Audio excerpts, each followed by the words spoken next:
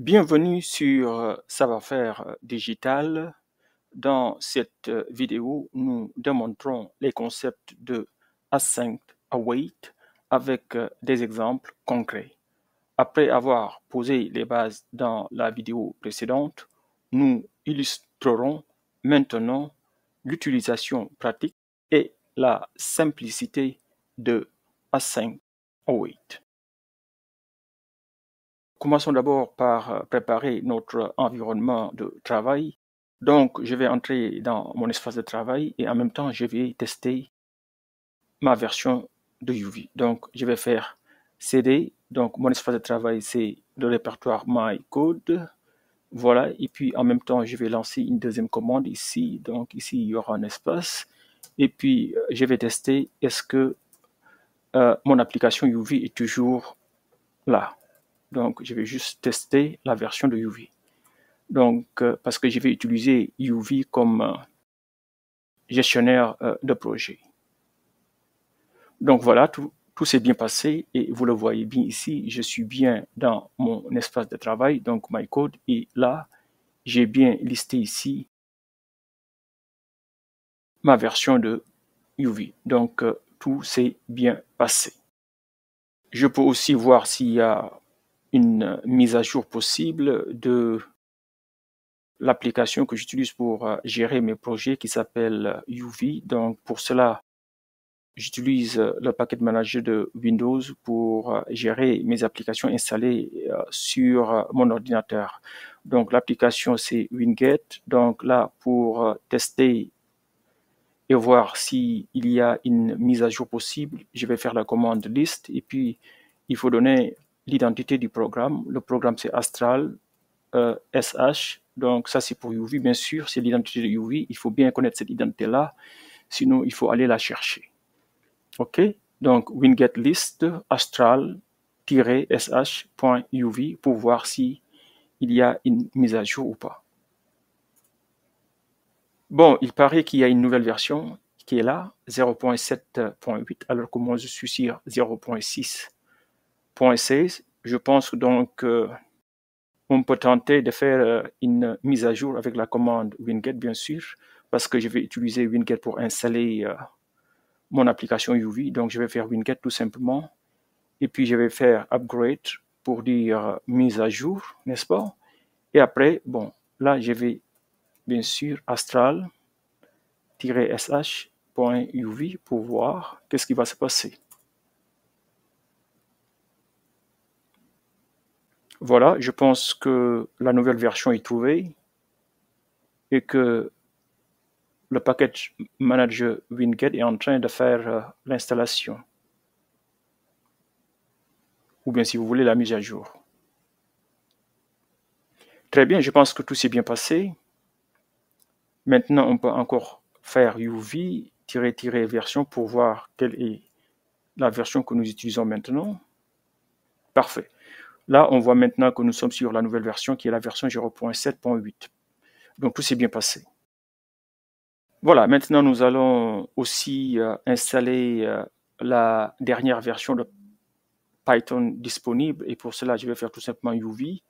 Et puis, je vais faire Python. Et je vais faire install sans donner en fait de numéro de version pour dire à UV d'aller chercher si nécessairement il y a une nouvelle version de Python et puis de l'installer. Donc pour ce faire, je ne vais pas donner une version spécifique de Python. Donc ici, on va lancer la commande. Donc ici, pas de nouvelle version. Donc tout s'est bien passé. Python is already installed. Donc nous n'avons pas besoin d'installer une version beaucoup plus moderne. Donc on va continuer. Voilà, maintenant je vais tester ma version de Python. Donc là, vous faites UV, run. C'est tout simplement Python et puis c'est version.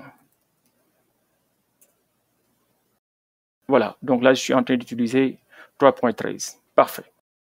Voilà, tout s'est bien passé. Je vais effacer donc ici mon écran. Voilà, maintenant je vais initialiser en fait mon projet. Donc, comme je l'ai dit, j'utilise UV pour gérer mon projet. Donc, je fais UV init. Et puis, là, je vais donner le nom du projet puisque nous voulons faire une démonstration sur la syntaxe ou bien la commande asynchrone. Donc, on va tout simplement l'appeler async et puis démon. Je pense que ça, c'est un bon nom. Très bien. Donc, UV init pour dire à UV, il faut initialiser un projet Python et puis vous donnez le nom du projet. Ici, on a donné le nom qui est là, async démon. Donc là, j'ai fait entrer. Donc, tout s'est bien passé. Et là, comme vous le voyez, le projet est déjà créé dans mon espace de travail. Voilà, maintenant, je vais entrer dans mon projet et puis essayer de voir est-ce que le fichier principal Python et puis le fichier de configuration .toml sont bien créés. Et pour ce faire, donc, je vais faire un CD et puis, le nom de mon projet, async démo, très bien. Et puis, je vais aussi en même temps lancer en fait la commande ls après avoir changé de répertoire. Donc, il faut lister en fait tout ce qui est dans ce répertoire-là. Là, on fait entrer. Donc, je pense que tout est bon. Là, ça se voit nettement. J'ai ici mon fichier principal et évidemment, là, j'ai en fait mon fichier de configuration pyproject.toml. Voilà, maintenant, pour faire notre démonstration, nous aurons besoin d'un serveur web. Ici, nous allons utiliser en fait UVcorn comme serveur. Oui, exactement. Et puis, nous allons utiliser FastAPI pour la création d'API web. Et je pense aussi nous allons avoir besoin de la bibliothèque HTTPX pour pouvoir faire des requêtes asynchrones. Et pour ce faire, donc, on va ajouter nos dépendances et créer en même temps notre environnement virtuel pour ce projet-là. Donc, on connaît déjà la commande, c'est UV add, et puis vous donnez la liste de tout ce dont vous aurez besoin. Donc là, il faut commencer par, bien sûr, notre application FastAPI. Après FastAPI, on aura aussi besoin de quoi? De UVcorn comme serveur. Et après cela, quoi d'autre? Nous aurons besoin, comme nous l'avons dit, HTTPX, qui est une bibliothèque qui nous permet de faire des requêtes HTTP asynchrones. Donc là, je vais faire entrer. Voilà. Tout va se faire automatiquement. Parfait. Donc, vous voyez qu'en fait, tout a été fait. En fait, les dépendances et toutes les bibliothèques requises seront installées par UV. Maintenant, on peut aussi vérifier si maintenant, après avoir créé notre environnement virtuel, est-ce que notre fichier uv.log est bien là-bas. Donc là, je vais faire encore un ls point pour voir ce qui se passe. Donc là, on le voit nettement que notre environnement virtuel est bien créé ici. Donc, et que notre fichier uvlog est bien là. Parfait. Donc, tout s'est bien passé. Maintenant, pour vérifier la liste des dépendances, on peut aussi afficher le contenu de notre fichier pyproject.toml. Là, qu'est-ce qui s'est... Voilà, on voit la liste de nos dépendances. C'est bien FastAPI qui est là-bas, on a HTTPX qui est là-bas et on a UVcorn qui est là. Et comme on le voit nettement, on utilise en fait la version 3.13 de Python, exactement. Voilà, nous avons terminé l'initialisation du projet. Passons maintenant à l'implémentation. Pour ce faire, nous allons lancer notre éditeur. Ici, je vais utiliser Visual Studio Code et puisque je suis déjà dans le répertoire du projet, il me suffit tout simplement de taper code et puis je mets un point et puis entrée. Voilà, là nous sommes dans VS Code, comme vous le voyez. N'est-ce pas? Nous avons ouvert notre projet depuis async démo qui est le répertoire du projet. Et là, je suis en fait dans le fichier principal main.py.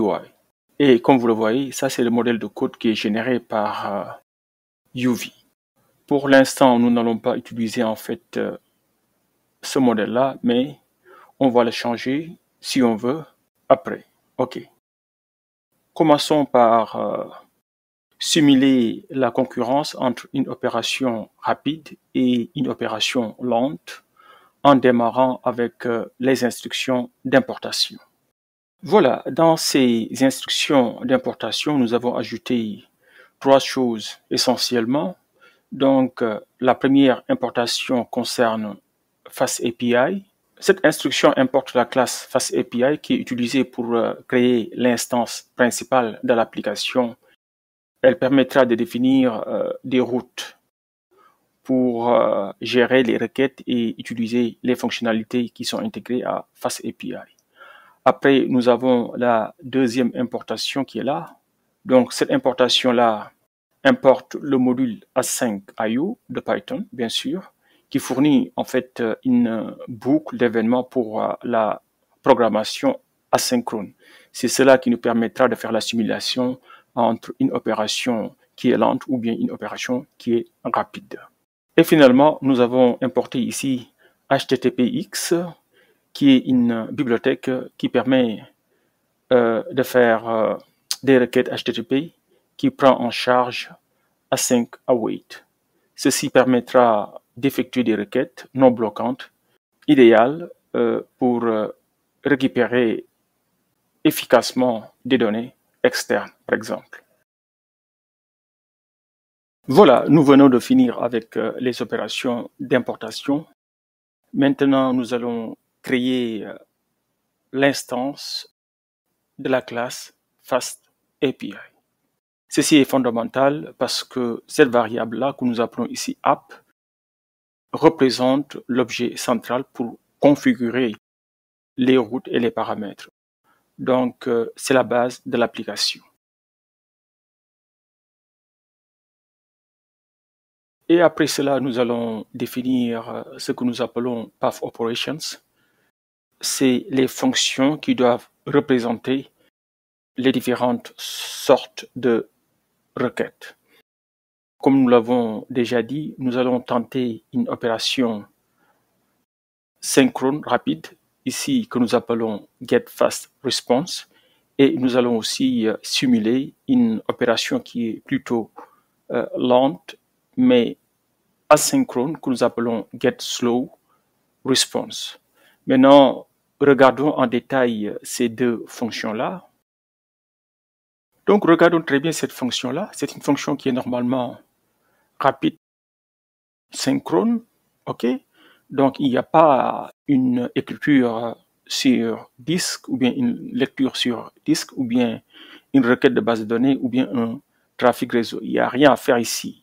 C'est juste deux choses très simples.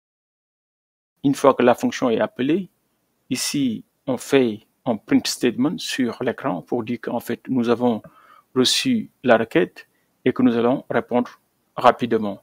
Et à la fin, ici, la fonction retourne en fait ce message-là sous forme de dictionnaire avec la clé message et puis la valeur face response pour dire qu'en fait la réponse a été rapide.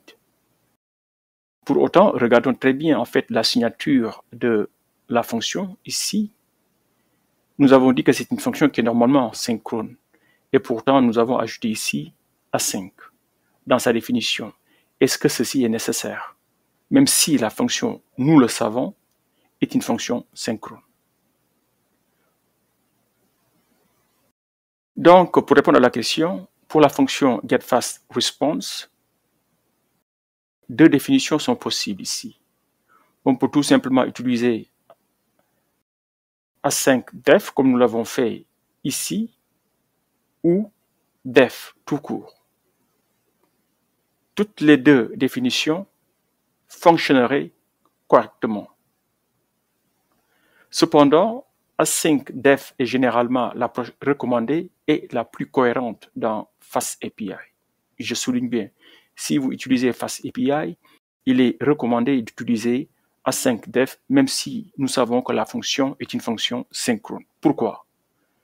Donc, ceci indique que c'est un point d'accès asynchrone. Point d'accès, pourquoi? Parce que là, vous avez bien vu en haut, nous avons dit qu'en fait, la requête, c'est une requête GET. Le chemin d'accès, c'est juste ceci, face up. C'est ceci que vous allez entrer dans votre navigateur web pour accéder à cette fonction-là, ou bien à cette requête-là. OK? Donc, cela indique que c'est un point d'accès asynchrone, même s'il est très rapide pour le moment. Donc, c'est une bonne pratique pour l'uniformité et pour préparer votre code à d'éventuelles opérations asynchrones et lui assurer une maintenabilité facile. Dev tout court fonctionnerait également et FastAPI l'exécuterait automatiquement dans un thread séparé pour éviter de bloquer la boucle d'événement principal. Donc, je ne sais pas si vous avez compris ce que je viens de dire tout de suite. Donc, vous pouvez utiliser soit async-def ou bien tout simplement def, c'est selon, mais si vous utilisez FastAPI, il est recommandé de laisser async-def pour que en fait la signature de toutes les méthodes soit uniforme, ça c'est un. Deuxièmement, une fois que vous avez ajouté async-def, même si la fonction est synchrone, pour la maintenabilité future de cette fonction-là, si vous voulez ajouter par exemple des éléments de logging qui peuvent être des éléments asynchrones, donc vous n'allez pas changer la signature de votre fonction, il suffit tout simplement d'ajouter le code qu'il vous faut et là, tout marcherait. Maintenant, passons à la fonction asynchrone. Donc ici, c'est cette fonction-là. Donc regardons très bien cette fonction-là, qu'est-ce qu'elle fait. Donc ici, c'est une simulation en fait d'une opération lente. Par exemple, une requête de base de données ou bien une requête d'une API externe, hein, etc. Regardons ce que nous avons fait ici. Ici, bon, nous affichons tout simplement d'abord un message pour dire qu'en fait l'opération a commencé. Et après ici, on fait une simulation, on fait une pause en utilisant en fait la bibliothèque async.io. Donc sleep, ça veut dire faire une pause. Là, on va faire une pause longue de 10 secondes. Pendant que la fonction getSlowResponse est en pause, cela permet au serveur d'exécuter d'autres opérations et ne pas bloquer ici. OK? Par exemple, si on lance une première requête, par exemple, getSlowResponse, right? Bon, voici son chemin. Donc, si vous allez dans le navigateur et qu'on fait cette requête-là, par exemple, on essaie d'accéder à SlowOp, ou bien SlowOperation, et puis on lui passe ici, en fait, un ID, ou bien une identité d'une personne, par exemple. Hein, c'est juste une simulation, vous avez compris. Ici, ça peut être 1, 2, 3, par exemple. C'est pourquoi nous avons bien dit que user ID est un entier. Donc, qu'est-ce qui va se passer? Le serveur va afficher le message, faire une pause, et pendant cette pause-là, par exemple, de 10 secondes, on peut lancer une autre requête qui est rapide. Par exemple, on peut lancer une requête synchrone. Par exemple, on peut lancer, si on veut, getFastResponse, ou bien si vous voulez ouvrir en onglet dans notre navigateur web et aller sur FastOp, ou bien FastOperation, et voir ce qui va se passer. Donc, après la pause ici, vous avez bien noté ici, on a ici le mot-clé await. Donc, dans ce cas de figure-là, il est impératif d'avoir ici le mot-clé async. Il est impossible d'utiliser await dans une fonction sans pour autant mettre async dans sa signature. Donc, après la pause, ici, la fonction reprend et pour nous dire qu'en fait l'opération est terminée et finalement retourne la réponse. Bon, dans ce cas de figure-là, on retourne un objet et dans l'objet, on met l'identité qui a été donnée par la requête et puis, bien sûr, on retourne en fait les données qui sont relatives à cet utilisateur-là, par exemple. Donc, pour résumer, on va dire que pour la fonction asynchrone getSlowResponse, le mot-clé async est obligatoire dans la définition, puisqu'il est impossible d'utiliser la syntaxe await à l'intérieur d'une fonction sans ajouter le mot-clé async dans la définition de sa signature. Voilà, maintenant, avant d'aller beaucoup plus loin, testons d'abord le code pour vérifier si tout marche comme prévu. Donc là, vous avez bien vu la disposition de mon environnement de travail et je pense que vous avez compris pourquoi on est en train de faire tout ceci. Donc là, en haut à droite, nous avons notre terminal qui est ouvert, n'est-ce pas? Et puis ici, en bas à droite, nous avons notre code et à gauche, nous avons en haut la disposition de la première fenêtre de notre navigateur pour lancer une opération qui est lente, donc slow operation, et on va passer pour l'utilisateur comme identité 1, 2, 3. Je pense bien que vous voyez cela. Et bon, maintenant, je pense qu'il y a des choses que vous devez comprendre. Ici, j'ai HTTP 127.0.0.1 et puis je vais utiliser le port 800 et après le chemin d'accès, c'est comme dans un site web. Donc là, mon chemin, c'est slow operation pour dire qu'en fait, je vais lancer une requête pour obtenir une réponse de l'opération qui est lente. Et puis, bon, ça nous savions déjà, il fallait aussi passer l'identité ou bien l'ID qui est integer. Donc ici, bon, on va donner 1, 2, 3, comme ça. Après ici, en bas, nous avons la même, plus ou moins, requête, mais cette fois-ci, on va juste lancer une requête rapide au même serveur avec le chemin FastHop pour une opération rapide. Bon, vous comprenez pourquoi FastHop. Ici, à droite, en bas, c'était le chemin FastHop pour getFastOperation ou bien FastResponse. Et de la même façon, pour l'opération qui est lente, nous connaissons c'est quoi le chemin, c'est slowHop. Et puis, vous passez ici, user-ID. Et puis ici, on a donné, par exemple, 1, 2, 3, comme ça. Voilà, parfait. Maintenant, ici, dans mon terminal, en haut à droite, OK, voilà comment je vais lancer, en fait, mon serveur.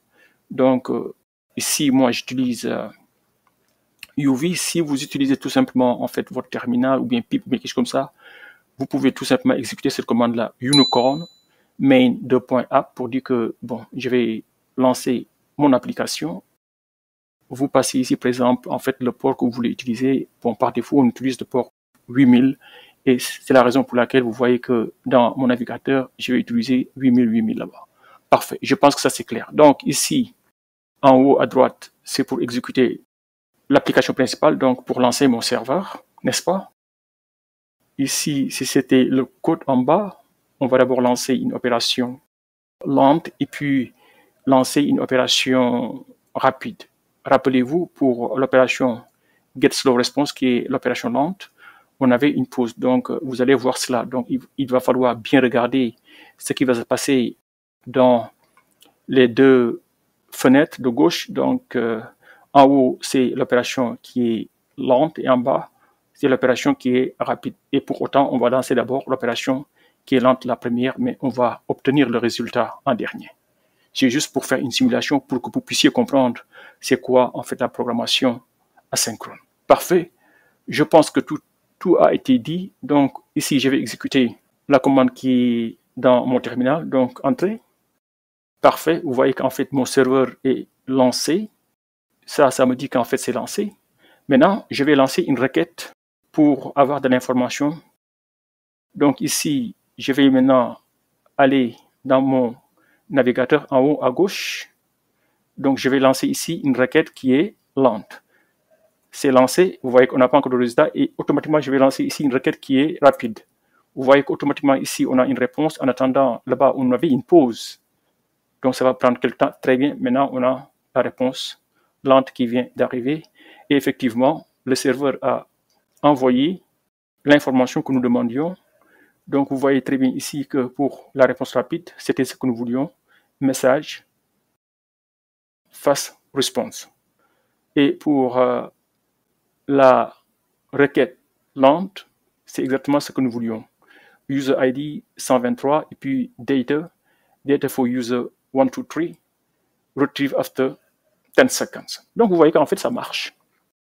Maintenant, effectivement, dans un cas réel, c'est à vous maintenant d'écrire votre business logic, right? Donc là, c'est juste en fait une démonstration pour vous montrer c'est quoi en fait les concepts ou bien les notions de programmation asynchrone. Maintenant, il est aussi bien d'aller regarder ce qui s'est passé dans le terminal de notre serveur. Donc ici, c'était quand l'application serveur est lancée.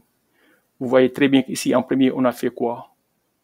En premier, nous avons démarré la requête lente, donc slow operations, et on avait bien dit que l'utilisateur, c'était l'utilisateur 1, 2, 3. Donc la requête est bien là, reçue par le serveur. Donc le serveur reçoit cette requête en premier. Mais puisque la requête était lente, regardez ce qui s'est passé. Après cette requête-là, on avait aussi lancé une deuxième requête rapide ici. Et vous voyez très bien que pour cette requête-là, la réponse était automatique. C'est pourquoi on a eu le 200 OK. Pendant ce temps-là, la première requête lancée, qui était la requête longue, était en pause. Le serveur est allé s'occuper en fait de la deuxième requête qui était rapide et a répondu ici rapidement en attendant que la réponse lente finisse. Et là, c'est fini. Après avoir répondu à la deuxième requête qui était la requête rapide, le serveur revient sur la requête lente, finit cette requête-là et enfin envoie la réponse. Et c'est pourquoi vous voyez encore 200 OK. Donc, je pense que maintenant, cette démonstration-là vous a permis de comprendre la notion de programmation asynchrone. Voilà, avant de terminer, nous allons montrer comment écrire du code asynchrone avec HTTPX pour récupérer des données utilisateurs depuis l'API externe JSON Placeholder. Donc, JSON Placeholder est une API REST gratuite qui vous permet de faire un test de vos prototypes pour recevoir des données fictives depuis un serveur distant. Donc, pour cela, nous allons ajouter une nouvelle fonction ici que nous appelons Fetch Users Data. Et là, vous voyez très bien, c'est le chemin d'accès depuis votre navigateur, par exemple, votre navigateur web. Donc, ici, on définit notre client. OK? Nous nous servons de HTTPX. Nous avions déjà fait l'import, l'importation ici déjà, et nous avons déjà ajouté ça dans notre environnement virtuel avec UV. Voilà, une fois que nous avons notre client ici, maintenant, ici, on affiche tout simplement un message pour dire que la requête est reçue. Ici, nous définissons, par exemple, le lien pour cette requête-là. Comme nous l'avons dit, nous allons utiliser le serveur JSON Placeholder. OK, et ici, nous nous intéressons aux utilisateurs. Très bien, et après, qu'est-ce qu'on fait? Là, nous lançons notre requête ici, en passant à notre méthode get le lien déjà défini auparavant, et on attend la réponse. Une fois que la réponse est reçue, ici, on affiche que la réponse est reçue et que nous avons les données des utilisateurs, et on retourne cela, en fait, au client. Dans notre cas, par exemple, si on teste avec un web browser, vous aurez en fait la réponse sous format JSON qui va s'afficher dans votre navigateur. Et là-bas, vous aurez en fait tous les utilisateurs avec leurs données. C'est pas la seule façon de faire, hein, mais je pense que c'est la façon la plus facile pour tester. Vous pouvez aussi tester en utilisant la fonction curl. Si vous voulez aller vite, si vous aimez le terminal, vous pouvez toujours, au lieu d'utiliser un navigateur pour tester, vous pouvez tout simplement rester dans votre terminal et puis tester vos applications avec curl. Voilà. Mais nous, pour être beaucoup plus visuel, on va utiliser un navigateur web pour tester nos fonctionnalités. Très bien, ceci étant dit, maintenant on va tester ceci. comme toujours, là, je vais démarrer mon serveur. On connaît la méthode. Si vous utilisez bien sûr UV, donc on fait UV run, UV corn, et puis le reste, on l'a déjà expliqué auparavant. Là, je fais entrer pour démarrer mon serveur. Une fois que mon serveur est on, notre chemin, c'était bien quoi? C'était users, data. C'est bien ça? Entrer. Et voilà, vous voyez en fait la liste en fait de tous les utilisateurs qui sont là. Voilà, pour bien voir le résultat de la réponse, je vais juste créer en fait ici un nouveau fichier que je vais appeler usersData. Ici, peut-être, voilà, ici je vais coller le résultat de la réponse. Donc voilà la réponse en fait que nous avons reçue. Donc c'est une liste de nos utilisateurs et vous voyez très bien ici on a l'identité en et puis vous voyez le nom, username. Ça en fait c'est des adresses email fictives et puis vous voyez aussi il y a des adresses qui sont là, fictives. Hein? Et je pense donc identité 1 est là-bas. Donc ça c'est le premier utilisateur. Donc l'utilisateur numéro 2 sera quelque part ici. Donc on le voit nettement ici. Et puis ainsi de suite jusqu'à la fin. Je pense qu'il y aura 10 utilisateurs normalement. Et puis le numéro 10 exactement il est là. Donc vous voyez qu'en fait c'est l'identité, c'est le nom, username, adresse, etc.